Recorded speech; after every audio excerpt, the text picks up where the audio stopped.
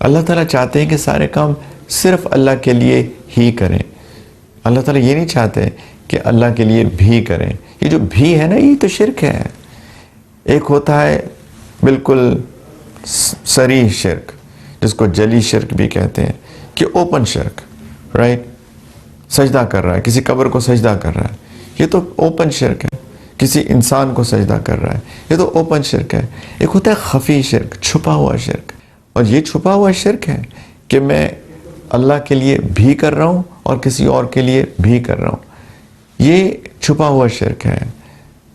یہ اللہ تعالیٰ کے ہاں قابل قبول نہیں ہے. اللہ تعالیٰ چاہتے ہیں ہمارے اعمال نیک ہوں اور وہ صرف اور صرف خالصتاً اللہ سبحانہ و تعالیٰ کے لیے ہوں. ایک حدیث مبارکہ ہے، بہت ہی دل دہلا دینے والی ہے. نبی کریم علیہ السلام نے فرمایا کہ قیامت کے دن اللہ تعالیٰ لوگوں کو اٹھائیں گے. میں صرف مفہوم بتا رہا ہوں آپ کو. تو 3 لوگوں کو سب سے پہلے بلایا جائے گا.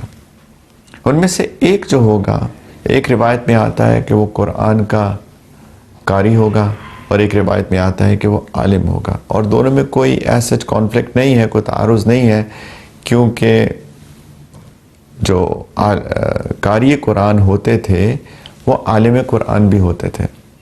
صرف قرآن کو یاد کر کے، حفظ کر کے صرف اس کو پڑھا نہیں کرتے تھے، بلکہ قرآن کو سمجھا بھی کرتے تھے. تو عالم بھی بنتے تھے قرآن کے. تو کوئی تعارض نہیں ہے، کوئی کانفلکٹ نہیں ہے.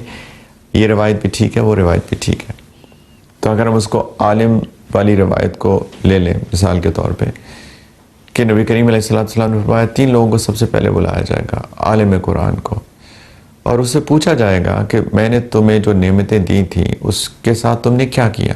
عقل بھی نعمت ہے، حافظہ بھی نعمت ہے، رائٹ. تو حافظے سے قرآن انسان یاد کرتا ہے، عقل سے انسان قرآن کو سمجھتا ہے، علم حاصل کرتا ہے.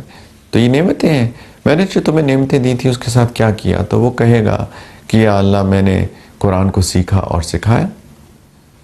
تو اللہ سبحانہ و تعالیٰ فرمائیں گے کذبتا، تم جھوٹ بولتے ہو کہ تم نے میرے لیے سیکھا، میرے لیے حفظ کیا، میرے لیے قرات کی. ایک روایت میں کہ میں یا اللہ قرآن کو رات کو تہجد میں پڑھتا تھا آپ کے لیے. اللہ تعالیٰ کہیں گے جھوٹ بول رہے ہو. فرشتے بھی کہیں گے تم جھوٹ بول رہے ہو.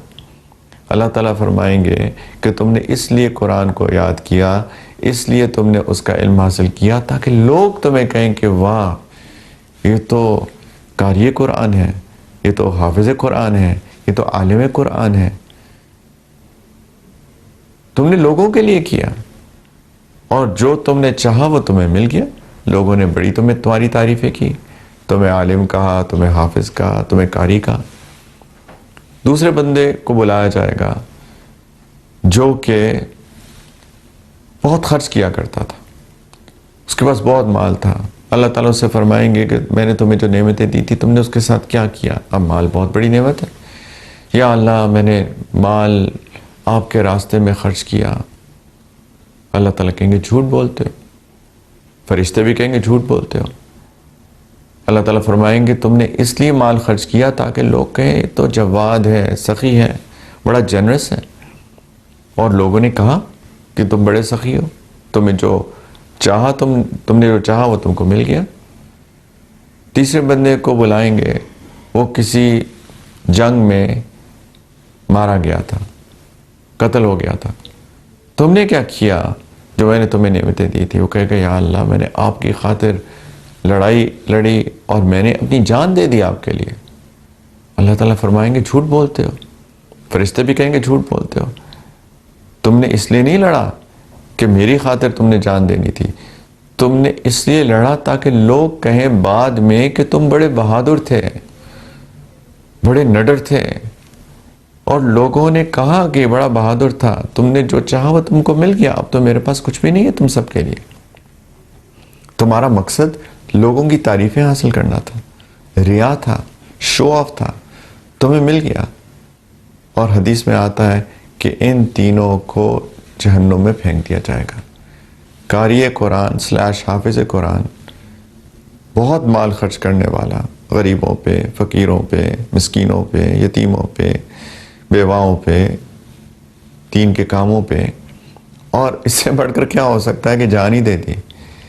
یہ 3 لوگ سب سے پہلے جہنم میں پھینکے جائیں گے. So this Ramadan, let your generosity be the gift of change. Join us